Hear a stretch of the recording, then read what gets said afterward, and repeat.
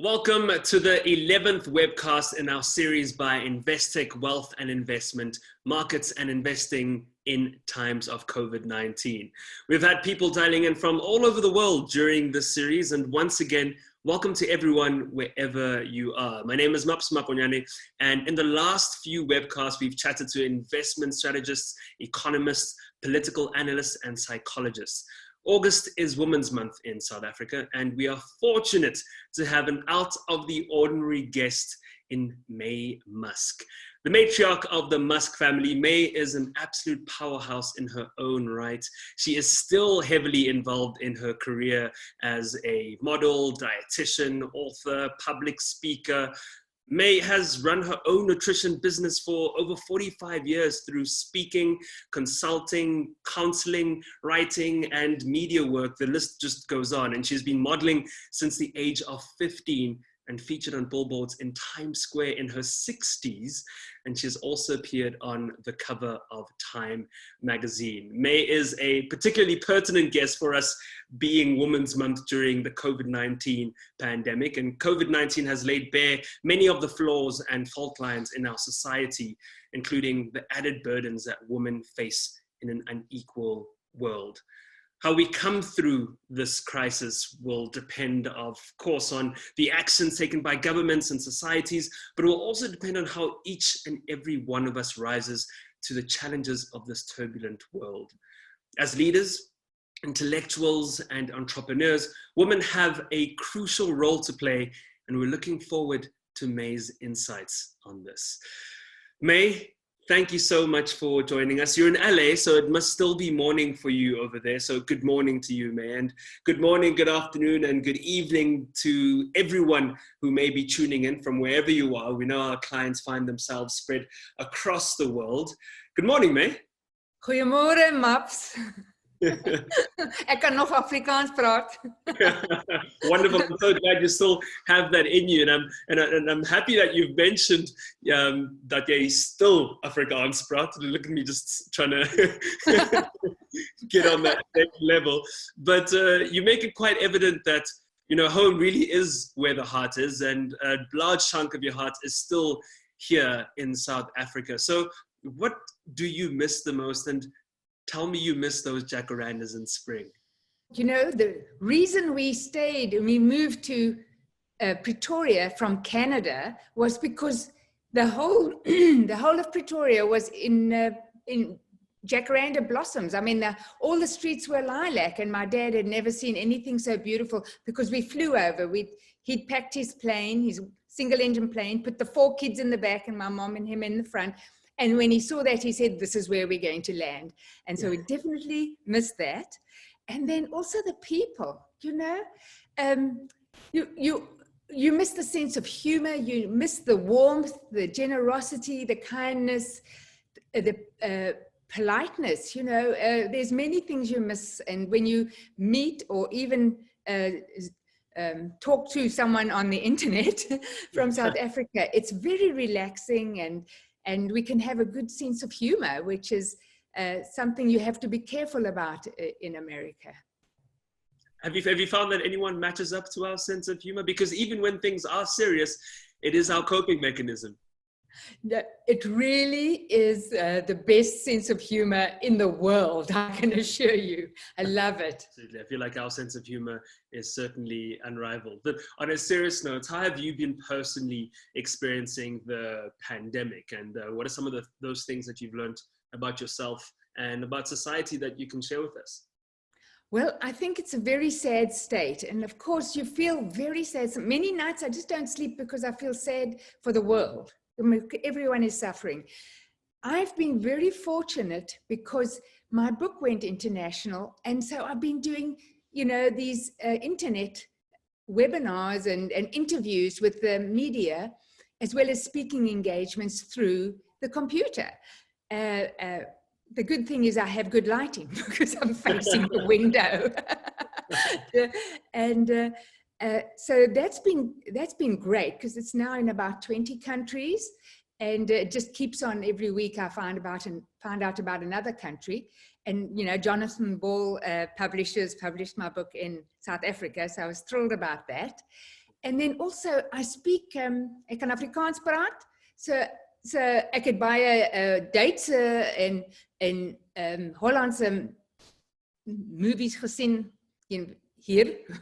Just shows my Afrikaans is not that good. What happens is, because of my Afrikaans, I'm better at Dutch, and then I learned to speak German. So ek kan Deutsch spreken, but can you hear, ek kan Deutsch spreken, ek kan Afrikaans praat. You know, it's very similar. Because the verb is at the end. So that really helped me with German. And then, je parle français. Vous parlez français? Oui, toi aussi. Oui, je parle français. Si, c'est pas le meilleur français, mais j'essaie, j'ai appris la langue ici à l'école. Oui, moi aussi à l'école. Awesome, and I think that's probably one of the greatest ways to keep yourself quite stimulated and wanting to keep challenging your mind and seeing how you can be able to stretch it in different ways. Yes, I have found that I have to plan my days, otherwise I'll get bored. I'm not good at boredom. And also what I've found that social media has helped connect everyone. So what I recommend to people is to connect with your friends and family members through whatever, if it's Zoom or Skype or FaceTime, but you need to keep connecting with people so that everyone can feel a bit better about not seeing each other. I mean, I've just come back from I was allowed to fly in the States, not out of the States, in the States to Denver. So I could actually celebrate the 8th birthday party of my second youngest granddaughter. And it was so wonderful to actually see her after 6 months, and things will open up in South Africa. But in the meantime, we need to find some talents. And what I've found is that many people who are creative with home decorating or creative with art, they're now posting it on social media, and they're just developing new things that they didn't know, the talents they always had, but they didn't know they had time to even show it. So that's the benefit. But again, let's hope everything comes back soon. Well, to continue on with that tangent of creativity, I want to kind of speak about the fact that you're from a talented and creative family. What was it about your family that would you say contributed to this? And is there something in your life story that people can learn about nurturing creativity, be it within themselves or through your children?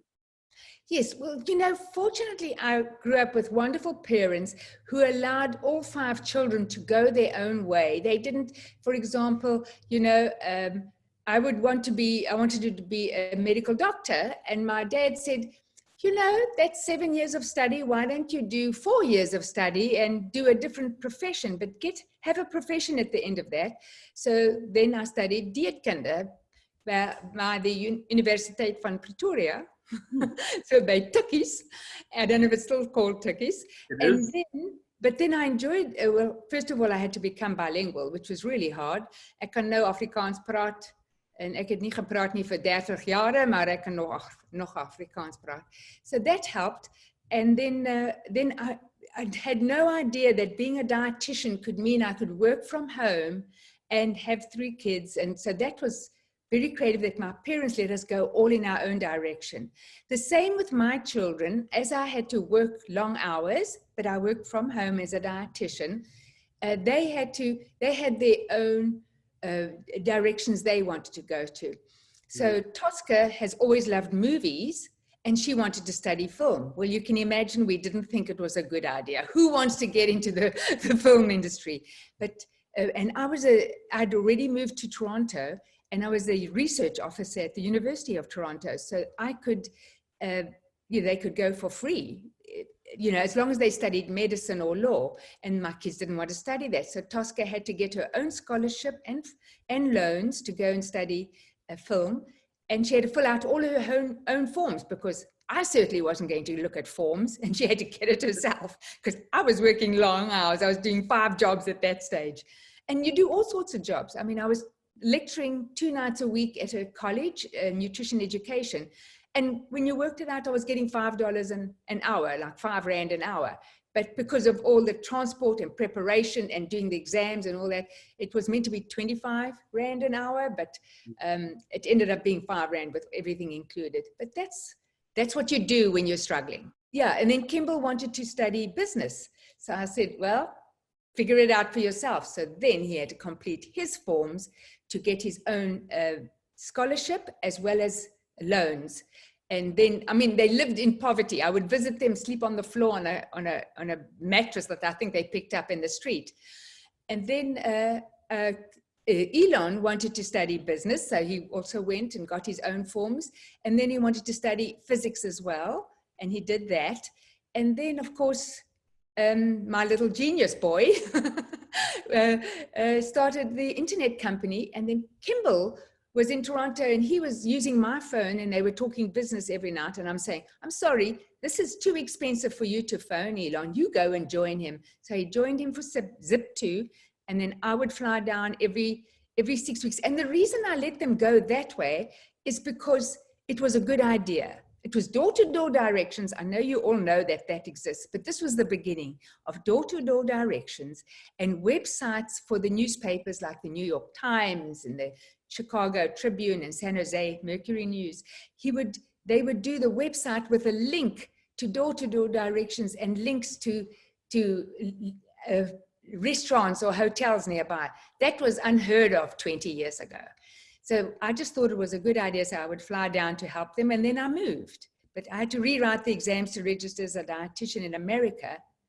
And that you have to go into imperial measurements, because that's what America has. Oh man, that's not easy to do. But must be quite difficult to adapt to that. Well, you just have to study hard. Yeah, I had to study, but I had to also study the periodic tables and the Krebs cycle. You know, you have to study, you do the exams with 21-year-olds who've just done 4 years of a Bachelor of Science degree. It takes a lot of studies. And then, but then I got the degree, I mean, the registration. And so then after the Zip2 was sold, then Elon was saying, the banks are really not that good. I think we need to do a bank where you can send money by email. And I said, that is a great idea, but it's ridiculous. I mean, you send money by email. It's like, all right, you know, let him do it. He sold his company, let him do it. So then that was PayPal. And so funny enough with the door-to-door directions, when I first started using them, I said, I'm stuck and there's one way is coming back. So they had to do the return. And then when they had PayPal, I said, I need to send money to my mom. She'd moved to Canada. So then they started doing international PayPal. So, you know, I can see the faults because I'm just a normal person. And then, as I said, Tosca started doing her own movies. And then she started her own platform called Passionflix, because this is romance books that she makes into movies where the women are strong, educated, confident, but then there's drama because it's a romance, and with a happy ending, but the women are not diseased and brutalized, you know, and violated. And she'd been doing a lot of those movies because that's the movies that sell, but now she does romance movies. So that was a good choice. I let them go their own way. And then of course, after PayPal, Elon said, well, should I do space or electric cars or solar energy? And I said, just choose one. Well, he didn't, and he didn't listen to me, and now he's doing everything. So you see, you give your kids advice, but just let them go into the interests that they want to do, and they will struggle, and it's really hard. And it's hard for you as a mother to see how hard it is for them. But they're doing something that they love, and that's good for the planet, good for the world, good for other planets. And what are you even thinking as a mom? I mean, I'm thinking about how your son proposes, should I go into space or should I go into electric vehicles? I mean, you're given these options which are kind of out of the realm of your normal way of thinking, essentially. How do you even kind of support any kind of decision, but besides to say, just go do whatever you want to do? Because you'd find that in most homes, the mom would say, well, not the mom, but the parents as a whole would say, just find something that is stable and go with that, and not really encourage them to go on this kind of more out there, wacky thought plane. Well, it ended up not being wacky. Not so. But no, the thing is, Elon always thought way ahead. That's why it was Zip2, it was PayPal, then SpaceX, the Tesla, and SolarCity. He always thought about what is going to be good for the future. And I had to believe him. But then fortunately he'd sold PayPal. So then he had the finances to spend on this. Whereas before with the other companies, of course, he had to find money, which was really hard. Yeah. And so now let him spend his money on something that he thinks will succeed. And of course, it's been tremendous, but it's been really hard for him. And we are very proud of him. Really, Elon is just doing magnificent work. You have been, without a doubt, a woman in your entire career who has, in some way or another, made a plan to make the most of their life, be it through adventure and the experiences that you create, to beauty, to what you have decided is success to you, to building an incredible family and nurturing the children in that family and supporting that family and going through hardships, but coming out the other side on top of this mountain that you've had to climb, this mountain that is life. And it hasn't been a smooth summit at all. And you are someone who wouldn't even say you are at the summit. But how much of that would you say embodies the title of your latest novel or book, A Woman Makes a Plan? Well, the whole thing, and I say it in the beginning, it's from a boer maak 'n plan. Yeah. And so that's why I said to my editors, I said, but it's a man makes a plan too. It's a farmer makes a plan. That's where the saying comes from. But when you grow up in South Africa and things go wrong, then you say a boer maak 'n plan. Yeah. And it's really when things go wrong that you make that plan. And so that's what my book is based on. You can plan your life, but things go really wrong. And then you have to get out of it quicker than I did. Because I would then always say, oh, well, maybe they'll change. Maybe the work situation will change. Maybe the person will change. And they don't change. And you stay in it too long. And you actually get to a point where you're so deep in a dark hole that you don't think you can ever get out of it. You're also scared. You don't know what's on the other side. You've got to crawl out of that situation. You really have to make a plan to get out of a bad situation.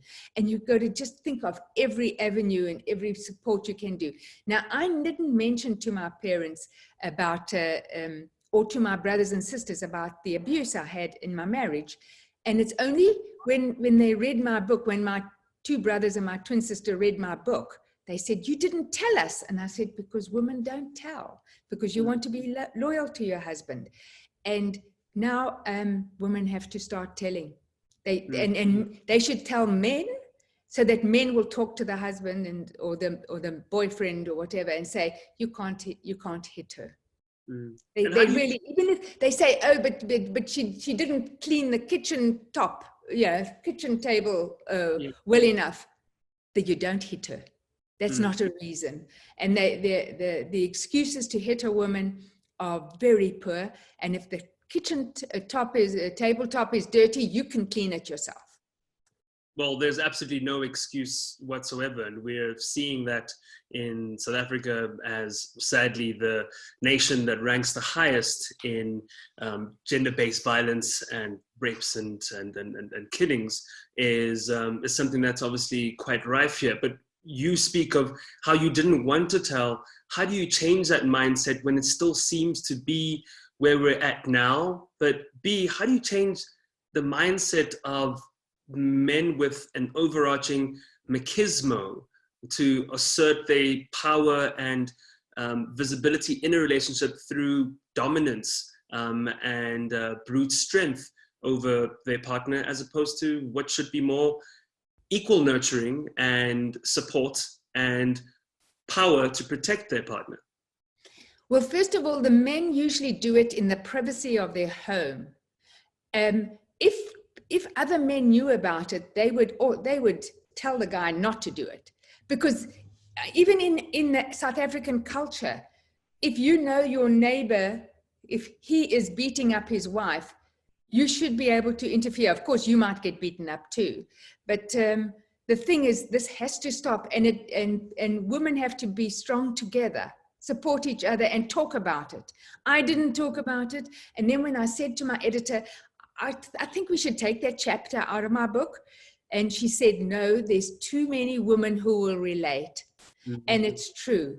And that's gone worldwide. And it's really because of that it's gone worldwide, that women should not put up with abuse. And that's why we have to expose it more. And so then I'm happy that women are relating and they want to make a change. And men who are reading it will be more aware that they need to help women who are being abused. Mm. It has to change. South Africa it's terrible. It's so sad. I mean, when I speak to people here and they say, how is it in South Africa? And then I say, there was a tragic story every day about something terrible. And I said, I can't tell you about it. You won't sleep at night. It's so sad. And we can't, that's very bad for South Africa, for the economy in South Africa, and for the joyousness. I mean, you know how happy people are in South Africa when things are going right. And we need to, people just need to spend more time being good to each other and exposing any abuse.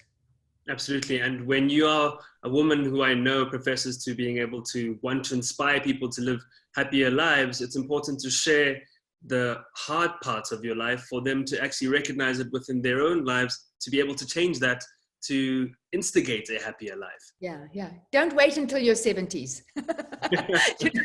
Do it quicker than me. And so now I'm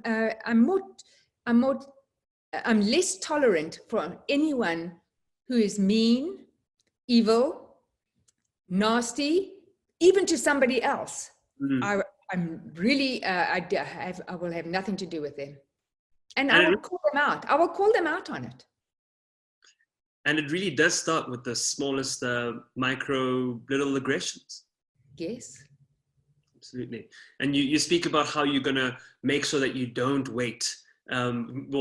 Tell everyone not to wait until they get to their 70s. And you say so quite humorously, but, speaking of, ageism as a whole, touching on that subject, which many regard as one of the last acceptable prejudices, you've managed to work successfully as a model in a profession generally associated with youth and quite prejudiced to, the older woman. What's your message to people who want to, keep looking for careers and passions as they get older, and maybe your message for those that do the hiring and backing of talent when it comes to candidates? Yes, well, Maps, it's a big surprise to me that I'm doing better in my 70s than I ever did all my life. I mean, it's crazy. So that's something to look forward to for other women as well. What number is this would you say in your chapter? Sorry, May. Well, what number would you say in this in your chapter? Because I'm sure you're also a woman who lives their life in chapters and then restarts and says, this is my next chapter. What chapter you're in your life right now? Well, I think I'm just getting started. I know my mother stopped working at 96, so I intend to beat her at this. Yeah, awesome. And the point is, ageism has never been a problem as a dietitian, as long as you are intelligent and you keep up to date with research work and you're doing good for the world. I mean, I travel the world giving talks on how to run your own business as well as on nutrition issues. Mm-hmm. So, but that was before social media. Now I travel it more, giving talks on aging, feeling good about getting older, being successful, and planning your future. So the thing is, we just have to go with our different stages in life.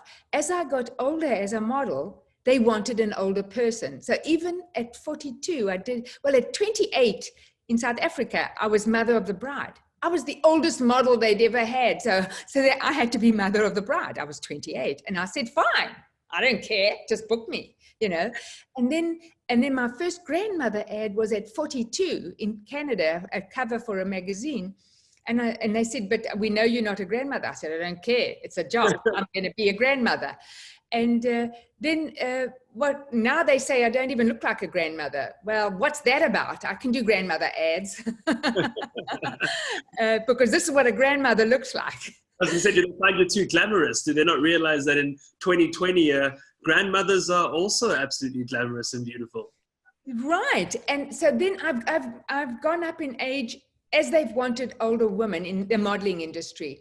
And so when I do a modeling job and there's 5 young models there, they adore me because they say, oh, I'm 20 and now I'm over the hill, but now I meet you and you're 70 and you're working away. So it just gives me hope. And I said, you just, you just keep on going and accept the fact that sometimes they're going to make you older than you are. And that's fine.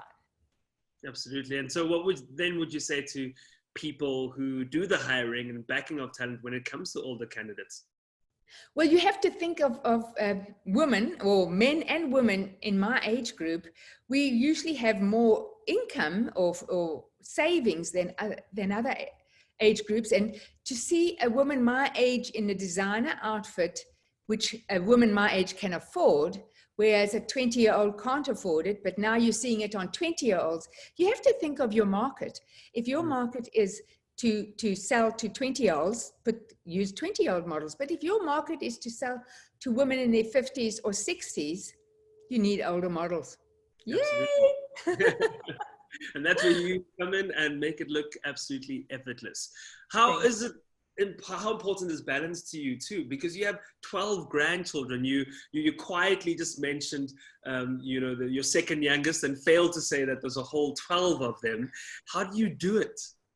Well, of course, before the pandemic, it was great. We would have a weekend together with all 12 and they play with each other. They do things together. It's wonderful. But when it comes to, now I haven't, of course, been able to see them. But now I am starting to slowly thin because, I mean, once you've been in quarantine for 5 months, you can start seeing your grandkids who have been in quarantine for 5 months. I did my first flight last week and it was they're very careful on the airlines. You can't leave America yet because nobody wants us, but I can fly in America. So we're gradually coming out of that, but it's really great having grandkids and I enjoy seeing them. And how different do you think you will approach your relationship with them with everything that's happened? Oh, funny enough, I do say to them, you can't hug me, and then they run up and hug me. It's just hugging grand. yeah. And so, we're just going to have to be careful, but I don't know, slowly the schools are going back. You just don't know what the future's looking like. But you just seem to be getting busier and busier, hence I'm so busy. Yeah. How you do it. The thing is, people are finding me and well, first of all, my book is going worldwide. And I think that means people want me to give talks at their webinars and then the media contact my book publisher and book me to talk about my book, which is, who knew that would happen? As the pandemic started, the book sales went international. Oh, that's absolutely fantastic. Maye, you've really proven the fact that you can continue to live a prosperous life every new decade that you go into, and you can just keep going from, height to height, essentially. I'm sure, come across people all the time that say, I'm this age and I'm panicking and I don't know what I'm going to do with my life. I'm in my 20s, I'm in my 30s, I'm in my 40s, but you've kind of shown that you've only gotten going a whole lot later on. What would you say, what message would you have for people out there who feel so lost and just, so disenchanted with themselves and their lives and lack inspiration and passion because they feel like they're far behind or just far too behind and are running out of time? Well, first of all, you're not running out of time. Secondly, in my 20s, I was lost. In my 30s, I was lost. In my 40s, I was lost. I mean, I moved to 8 cities in 3 countries. Don't do that. You don't have to do that. You need to be able to figure things out, But then, first of all, I moved because of studies or because I was in pain from a bad relationship or what, or to be nearer my family. But I would say recently it's been more to be closer to my family, because they want me nearby. you need to know that you will go through a lot of times where you have no idea what you're doing and you don't know how to make a change. And then you just need to figure out things, meet more people, go on the internet, find out where you want to go in the future and maybe how to improve the work that you're doing. Because I started my work as a dietitian, counseling, just working from home, patients coming to see me. Then my phone went out of order for 6 months because the cable was damaged to my house in Joburg. So you can imagine that happens in South Africa. They were waiting for they were waiting for the cable to arrive from Europe. So here I am, and I had a dietetics meeting to go to, and I went there, and I was in, and they said, "Oh, we've been trying to call you, but your phone is busy." I said, and I burst into tears. I said, "It's not busy.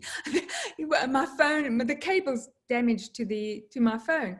And so, and my patients, I got a pager, but the patients, they change their days, they change their hours. Then when they page me, I've got to find a phone. All right. So that didn't work. And in 3 weeks, my practice had collapsed. And then these dietitians said, "You've helped us with our business so much," because I would always talk about how to run your business, that they gave me all these little consultancy jobs.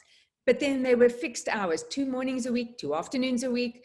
You can do it at home, you can write it, and they saved me by doing all these, and I'd never done this kind of thing before.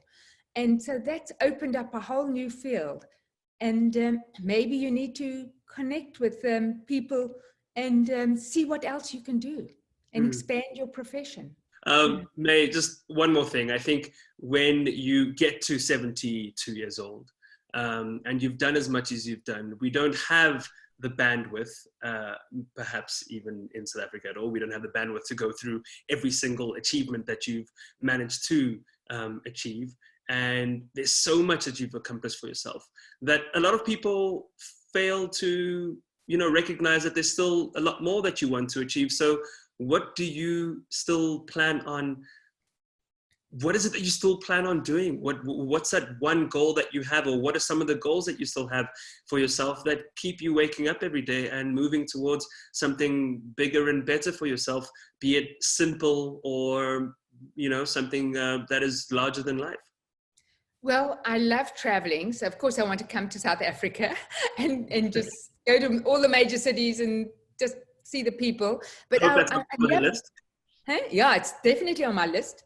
And then I want to travel. I want to keep on traveling the world, just exploring different cultures and foods and learning more about history.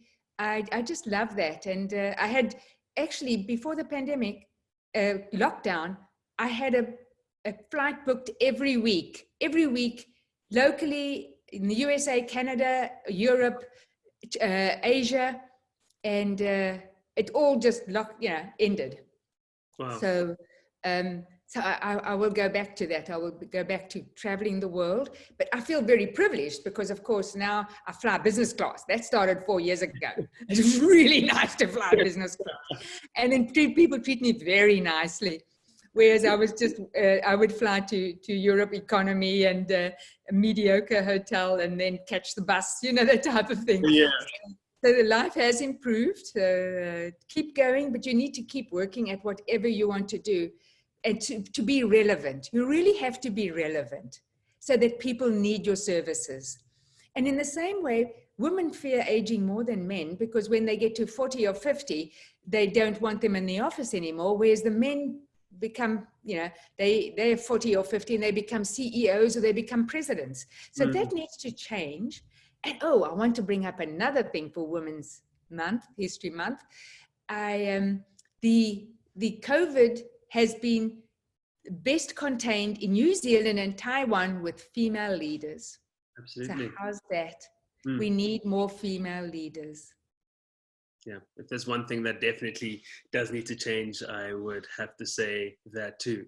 And you are a woman who is not afraid of taking charge or afraid of aging, and it's absolutely beautiful. In fact, I've never met someone who looks forward to it as much as you do and makes it look so good. And you certainly are that woman who makes a plan. Maye, thank you so much for your time. Absolutely fascinating discussion, and we hope everyone that tuned in enjoyed it as much as I did too. A Woman Makes a Plan, your latest book, advice for a lifetime of adventure and beauty and success. Good luck with that, and I hope everyone goes out and gets it. It is published by Jonathan Ball Publishers, and it's definitely something worth having a read. And if you enjoyed this discussion, I'd recommend you get your order in as soon as you can and get your hands on that book. Maye, thank you so much for your time. Thank you, Maps. I really loved your questions. I think they're very relevant and good for you, and continued success for you. Thank you. Thank you very much.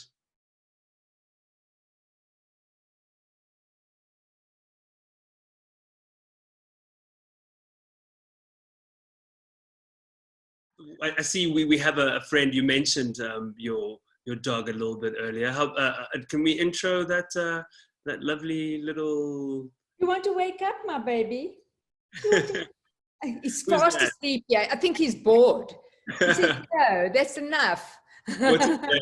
Del Rey, which means the king or something like that. And the nice thing is, if you are lonely, get yourself a dog, because he will, you know, I had to walk him 3 times a day, and it got me out.